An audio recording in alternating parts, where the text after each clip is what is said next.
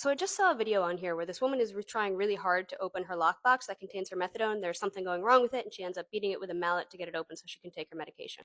The video is a little bit funny. You're watching her struggle and try different tools, and eventually she does get it open and she's able to get her medicine. I would have stitched the video, but the creator had her stitches turned off.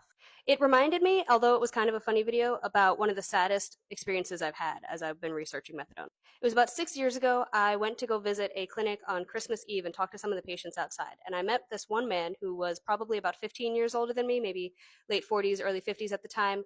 And he was really upset.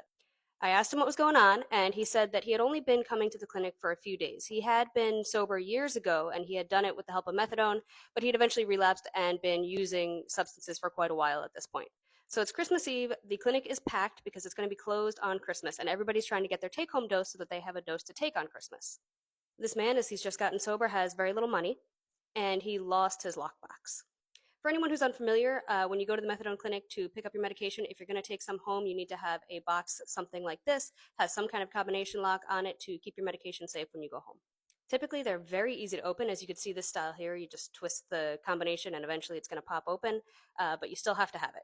So this man who had gotten sober relatively recently had one, but he lost it. And so on Christmas Eve, his counselors and the staff at the clinic refused to give him his take-home dose, and they kicked him out. He was outside and he was upset and he had no idea what he was going to do on Christmas, whether he was going to try to find methadone on the street or he was going to relapse. I don't know. And to this day, I still think about him and wonder how he's doing and if he made it.